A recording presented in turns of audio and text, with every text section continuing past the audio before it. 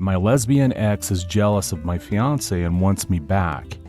Original post. I, 31 male, was in a relationship with my ex, let's call her M, 30 female, for 4 years. 4 years ago, she came out as lesbian and told me that she was in love with one of her close friends. She told me that while she didn't have romantic feelings for me anymore, she still loved me as a friend and wanted to keep a friendship with me. I agreed. Now looking back, I should have just went no contact with her, but I was hurt at the time and still didn't completely want her out of my life. Fast forward, I met my now fiancé, who we'll call T, 29 female, in March of 2020. We started dating in June the same year. I love T more than anything. She's beautiful, kind to everyone, funny, and just overall has a great personality. My family loves her too. My 15-year-old sister thinks of her as her best friend. She has also never gave me a reason to question her loyalty. And since she knows how my last relationship ended, she figured I had a hard time trusting anyone, so she gave me access to her social media accounts and her cell phone. I would say I only went through these things once since we've been dating, because like I said, she doesn't give me a reason to question her loyalty. When I started dating T, M told me that she was happy for me and once again apologized for what had happened between me and her and told me that I deserved to be happy. About 2 weeks ago, I decided to pop the special question to T. I purchased a beautiful ring that I had been saving up for that I knew that she would love, and I decided to do it on her birthday. Her family and I threw her a party, and I sent out a mass invite to all of my contacts in my phone, including M's. She brought her girlfriend with her, which was completely fine with me. I think it's important to mention that the party was M's first time ever meeting T in person. When M and her girlfriend arrived, M was in a good mood, but as time went on, I noticed that her mood changed, and not in a good way. She mostly stood off to the side most of the party and only spoke to a few people. She was also kind of rude to T when I introduced them. I can tell this bothered T, but she wasn't about to allow it to ruin her night. I could tell M was in an even more irritable mood when she noticed how much my family loves T, and she would make little dirty faces whenever T would touch me. T is a very affectionate person, which I don't complain about because I'm kind of M too. But I noticed that it was really bothering M. Other than all of that, the night was a success, and so was my proposal. T cried and said yes. When the party was over, M left without congratulating us. I thought her behavior that night was weird, but didn't think too much about it. About 3 days after the party, M sent me a long text message saying how she was sorry again for the way things ended, for cheating on me and hurting me. She told me that she'd never stop loving me and she wasn't happy with another woman and begged me not to marry T. I never replied to that message and I showed T immediately. T got understandably very upset and told me to go no contact with her and to tell her girlfriend about the text. Before you all jump to conclusions, no, I don't still have feelings for M. I love T so much and I couldn't imagine losing her. I just needed to get this entire thing off of my chest. And now for the top of comments before reading the update. Congratulations, looks like you're on the right path with the fiancé. Open communications and no contact with the old girlfriend. You know what would be awesome? Every time we make a decision, if we could just get the bonk noise or confetti like, you can't make the decision again, but you can have instant feedback on how it plays out. Excellent. Yeah, I would have loved one of those years ago. I think she just saw what she wants, what he has, and is attracted to that, not him. But he represents a why not thought, such as, well, why not me? I was good enough, just messed up. No takebacks, love is a battleground in some ways, and you won't take the win. She's jealous and wants to ruin what you have. Misery loves company. My ex tried the same redo with me and my wife. Edit. Go no contact. No ifs, ands, or buts about it. Her girlfriend deserves to know. But just know if you or T does tell the girlfriend, then M may retaliate one way or another. Exactly. Sounds like she just wants what she can't have, like desiring a forbidden fruit. As soon as OP got back with her, she would just leave him again for a woman after getting comfortable and the honeymoon phase passed. She already proved that she's that kind of person. OP is a lot better off with his fiancée. Now for the updates. Update 1. First of all, thank you all for the positive comments and congratulations. T says thank you as well. I did indeed go no contact with M. I've blocked and deleted her on everything that I can think of. I took a screenshot of the message M sent to me and sent them to her current girlfriend. She thanked me for telling her, and I noticed that she took down any photos she had with M on her Facebook. So I guess they're over. Again, thank you all for congratulating us on our engagement. We will be getting married sometime in the summer of 2023. We plan to have a big wedding and we'll be planning for it in the next couple of months. Second update. Let me just be clear on some things for those people who had something not so positive to say. 1. A lot of you asked why I kept looking at my ex at the party and why I even invited her. Like I stated in my original post after we ended our relationship, she wanted to keep a friendship with me. Me being naive and hurt at the time and still having some hope, agreed. Yes, I know, I should have cut her out of my life right then and there, and I'm sure we've all been there before and felt the way that I did. When I started dating my fiancée, my ex told me that she was happy for me and has always been positive about my relationship. And to my knowledge, she was into women, not men.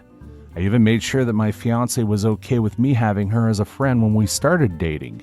She didn't have a problem with it, as she knows the situation that happened between us, and me and her both established that we trust each other 100%.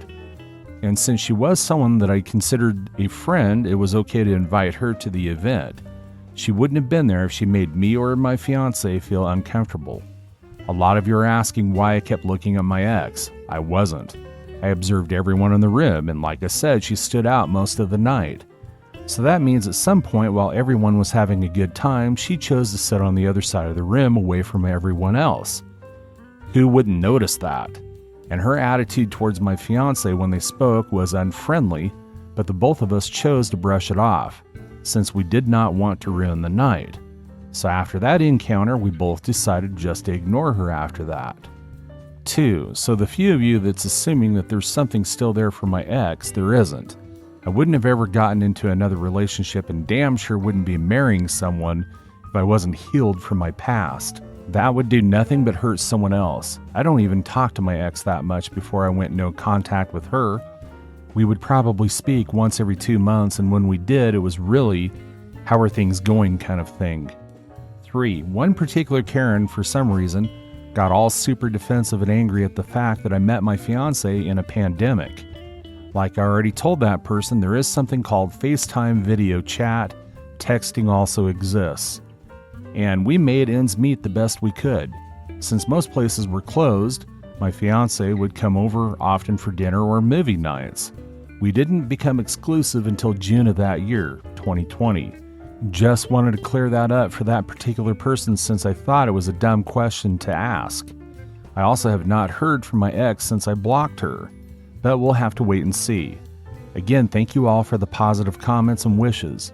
I will try to keep you all updated on the wedding and planning it. Story 2. Update. My boyfriend removed mother-in-law's access to his bank account and all hell broke loose. Original post. My 22 mother-in-law had access to my boyfriend's 22 bank account. When he removed hers, she found out within a day and called and got angry at him and was shocked, as this is considered betrayal to her. We realized that she had been regularly checking on my boyfriend's bank account balance. After their argument, we don't talk anymore. For context, me and my boyfriend have been together for 3 years. Last year, we moved in together in our own place. Initially, my mother-in-law accepted our relationship very well, even encouraged my visits to their house. I really tried to be a good guest. I did a lot of household chores for her, sometimes cooked lunch for everyone, including non-vegetarian dishes, hung the laundry, thoroughly cleaned the kitchen after lunch. I'm a vegetarian, which initially wasn't problematic. But soon everything turned around and it became clear that the good relationship from mother-in-law's side was simply fake. Lunch with me at their house never happened. I tried everything, eating only vegetarian side dishes or instant vegetarian alternatives, but I faced constant comments. I tried cooking a quality meal myself, but it wasn't okay due to traffic in the kitchen. It wasn't okay if my boyfriend and I decided to eat out, which apparently offended mother-in-law a lot. She became very hurtful to me with comments that my boyfriend is hers, as I will create my own boyfriends. She often emphasizes that I look unhealthy, that I'll have pregnancy issues if I don't gain weight. I have normal weight and I eat very healthy, as my doctor said, and so on. I never respond to the comments and insults because I don't want to give her a reason to gossip about me. It got to the point where she blames me for every argument she has with my boyfriend, her son, as she believes he has changed for the worse because of me. After their latest episode, she doesn't hide it anymore. She hates me. My brother-in-law told us that she constantly speaks ill of me, even though I rarely visit her anymore. After everything that has happened over the last 3 years, I'm afraid of any encounter with her. After their last argument, my boyfriend agreed that we want complete peace from her. Revoking her access to his bank account has met with aggressiveness and dissatisfaction. She made a huge victim of herself because of this. Now we don't speak. I don't know what I can do to improve our relationship someday. Now for the update. First of all, let me thank you for the advice in the previous post. I apologize for the incorrect terminology I used for future mother-in-law. I used mother-in-law, as English is not my first language, and in our culture, we use the same term for both. To answer a few of your questions, she had access to his bank account because he created it when he was a minor, and she was added as a responsible person. We suspect that she regularly monitored his financial situation since she discovered the access block within a day, using the excuse of wanting to deposit money, something that she hadn't done for several months. So it sounds like an invented excuse. No, she doesn't financially support us, and was very occasional before, but it never interested me as we manage our finances. We are both excellent students with scholarships and occasionally work to earn money. Thank you for your support. My boyfriend and I decided to go no contact with her, which was working until my birthday arrived after 2 months of no contact. She wished me a day late, but she apologized for the delay, and her message was very nicely written. I called her and thanked her for the lovely wishes. So I decided to express that I wasn't comfortable with the situation and that I would like us all to work towards finding a point in the future where we can understand each other and communicate normally.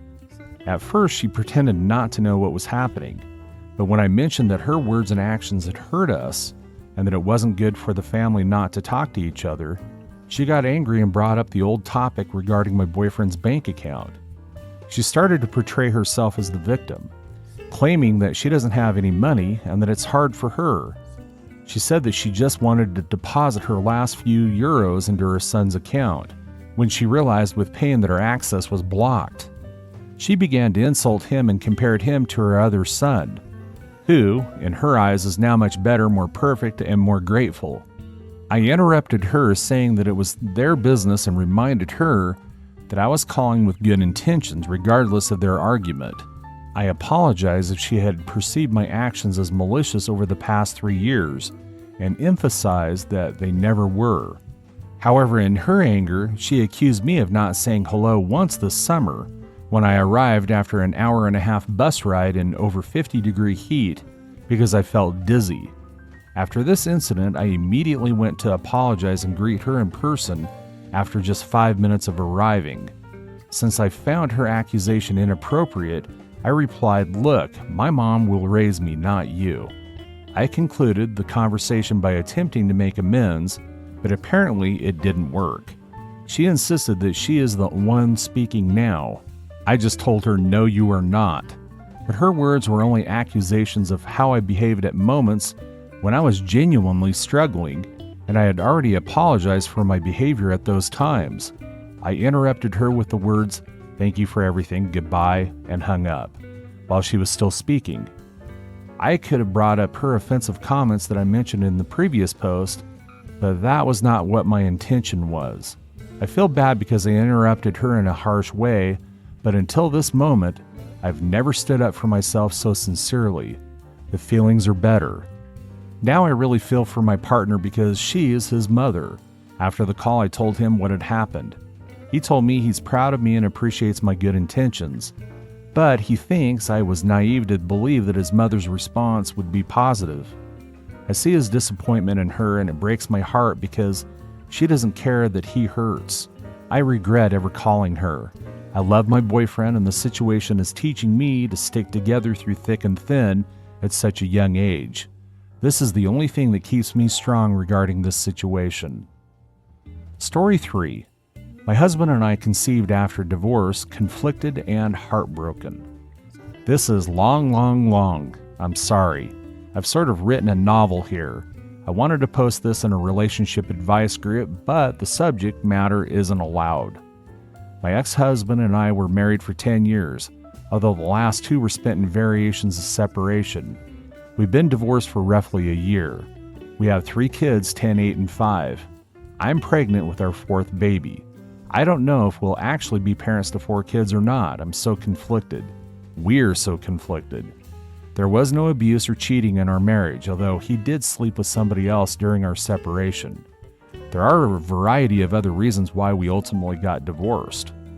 After the initial feelings of failure and heartache, there was an immense amount of heartache on my end despite being the one who filed for divorce. We were able to get along pretty well. It became platonic so quickly, and it's like when we removed the romantic and married relationship from the equation, things got so much better. We split time with our kids 50-50. That's really hard for me because being a mom is such a huge part of my identity that I still sometimes struggle to know what to do with myself during his time with the kids. Ultimately, I'm happy that he's a loving, involved father, and I'm glad that if they do spend half their time with him, even if I still sometimes cry over not being with them all the time, we still do things together as a family sometimes. We sit together at our kids' activities, things like that. He has a girlfriend now. She seems nice. He met her not long after our divorce was finalized. It hurt. I cried way too much over it. He waited over 6 months to introduce her to our kids, which I was thankful for. My kids like her. Our youngest child was unexpectedly admitted to the hospital not long ago. He had surgery. In the grand scheme of things, it was a pretty minor surgery and he's absolutely fine now. But this is my baby, and he had to spend multiple nights in the hospital. So this was a big deal for me. My ex-husband was there the entire time, being a great dad, being a supportive partner to me as I worried over every little thing. We spent all those nights in the hospital together, and I remembered why I married him. He was always able to be the strong, level-headed rock for me. He was the safe person who I knew would take care of everything and protect me. When we were in the hospital, he told me that I'm the most important woman in his life, still. When our son was discharged, my ex-husband came back to my house. My baby was home safe. Our other 2 children were excited to be home after staying with my husband's sister for several nights. We were all together at home like a family again. That night after our kids were in bed, we had sex. I hadn't been hoping for it or planning it. It just was like as soon as the kids were tucked away in their rooms, we were having this intensely passionate, needy, amazing sex that we shouldn't have been having. We went to sleep in my bed, and at some point in the middle of the night, we had sex again. The next morning, we both decided our emotions with the whole situation with our son just got the better of us. We said we didn't regret sleeping together, but that's all it was, and we were just going back to our normal divorce lives. We wouldn't make it awkward, just move on. Then I found out that I was pregnant. We didn't use a condom. I don't even have condoms in my house anymore. I'm not on birth control. I haven't been since we divorced. I haven't needed it since I haven't had the time or the interest in starting to date again. I really wanted to be single for a while. I know I was ovulating when we slept together, which was probably a contributing subconscious factor as to why it happened. My body sees him being a good dad to our kids and wants another. My cycle is like clockwork, and we've always conceived on the very first try every time that we've tried to get pregnant. Our first kid was not even a try. It was a 2 weeks before your wedding you find out that you're pregnant and spend the honeymoon with morning sickness surprise. So now I'm 8 weeks pregnant. I've known for about a week. I just told him this past weekend. I didn't know if I would tell him at all. I realize now that I only told him in hopes that he'd tell me what to do and figure the situation out for me. Only he didn't. I know it makes no sense to have a baby with somebody I chose to divorce. I don't need a fourth child. Why can't I just let go of this though? Now for the top of comments. What was his response when you told him? Is his girlfriend still in the picture? Can your relationship be salvaged with marriage counseling? I mean, no cheating or major betrayals sound like there's love there still.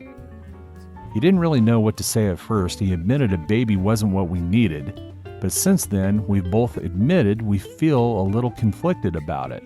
He even told me that he felt an unexpected twinge of excitement when I told him, but rationally, it's a stupid idea.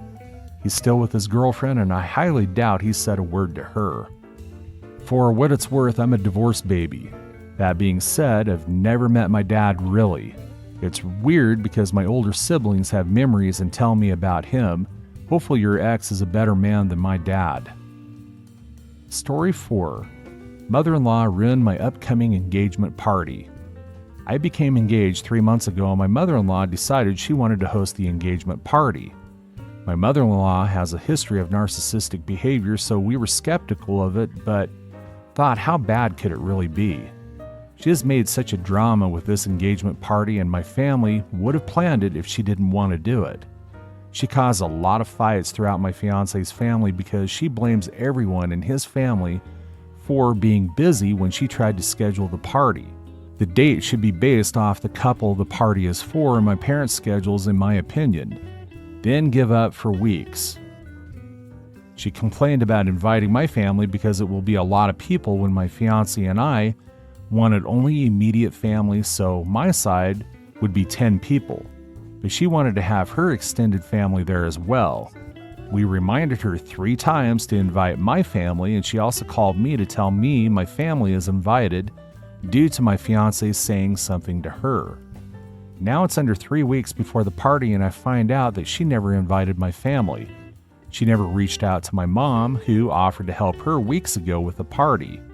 She never reached out to me for information. She has my family on social media too, but did nothing. Now most of my family wouldn't be able to make it now due to another family event happening that gave an official invite a week ago. Yet she, of course, made sure her entire extended family will be at the party and invited them over a week ago to the party, as well as having her husband invite his family already. She hasn't given me or my fiancé or my mom any information, official date or time, also place for the party, and claims that she thought my mom would invite my family to the engagement party.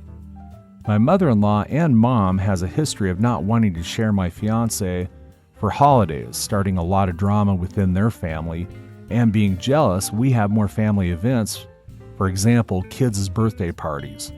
Also, my fiancé's extended family doesn't talk to me, and I believe my mother-in-law talks negatively to them about me.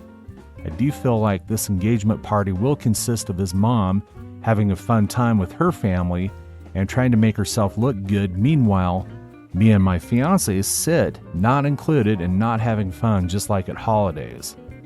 My fiancé told my mother-in-law to cancel the party after finding out she never invited my family when he told her 3 times to do it. She got upset and said that she is forgetful and made a lot of excuses and lies. She texted my mom a not nice message, twisting my fiancé's words. It's the beginning of the week, and she said this weekend she will invite them now, but on Facebook, supposedly. I don't understand why she feels the need to wait even longer to invite them. I feel like this is intentional, not inviting my family. I'm over the drama she's caused with this. I'm really hurt by her actions and cried finding out that she didn't even invite my family. She has made this engagement party into something I do not want. Would it be bad for me not to go at all and tell them to not bother inviting my family? That's all for today. If you're enjoying this story, please like the video and share your thoughts in the comments section down below. Thank you.